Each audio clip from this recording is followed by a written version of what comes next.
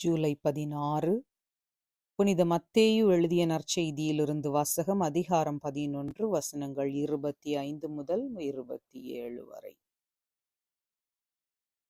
தந்தையே, விண்ணிற்கும் மண்ணிற்கும் ஆண்டவரே, உம்மை போற்றுகிறேன். ஏனெனில் ஞானிகளுக்கும் அறிஞர்களுக்கும் இவற்றை மறைத்து குழந்தைகளுக்கு வெளிப்படுத்தினீர்.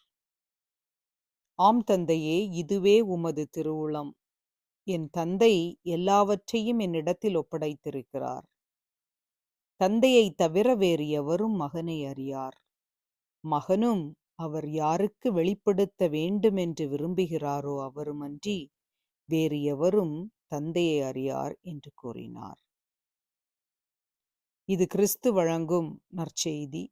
கிறிஸ்துவே உமக்கு புகழ். சிந்தனை.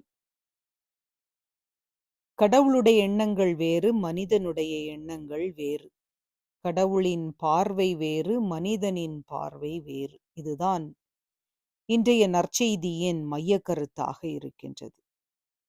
நாம் அனைவருமே நமது அனுபவத்தின் அடிப்படையிலும், நமது அறிவின் அடிப்படையிலும், நமது ஆளுமையின் அடிப்படையிலும் சிந்திக்கின்றோம், செயல்படுகின்றோம், முடிவெடுக்கின்றோம், உண்மை என்று நம்புகின்றோம். ஆனால் அது சரி என்று நம்மால் சொல்ல முடியாது. காரணம், நமது அறிவும் ஆற்றலும் ஆளுமையும் வரையறைக்கு உட்பட்டது.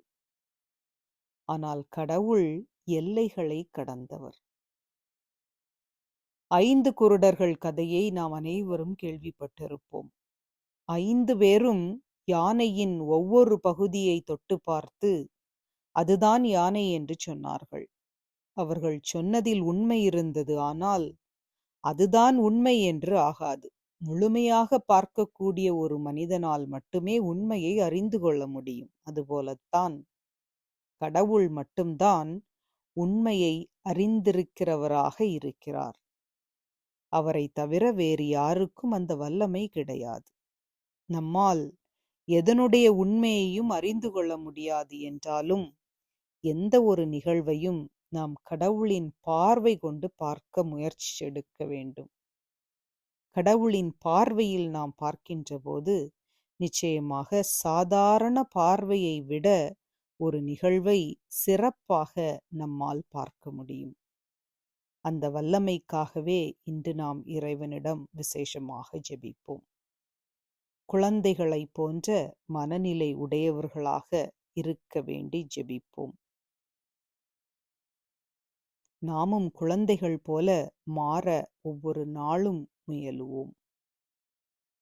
மாசற்றோரை அன்பு செய்யும் இயேசுவே, இன்றைய நாளில் எங்கள் குடும்பத்திலுள்ள நாங்கள் அறிந்த அனைத்து குழந்தைகளுக்காக உமக்கு நன்றி செலுத்துகிறோம்.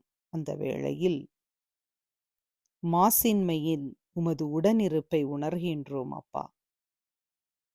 உலகெல்லாம் உள்ள அனைத்து குழந்தைகளையும் ஆசீர்வதித்து அவர்களுக்கு வேண்டிய உணவு, உடை, உறைவிடம் கொடுத்து நாங்களும் குழந்தைகளைப் போல மாறி விண்ணரசில் இடம்பெற எங்களுக்கு வேண்டிய ஆற்றலையும் அருளையும் தந்து வழி நடத்தும்.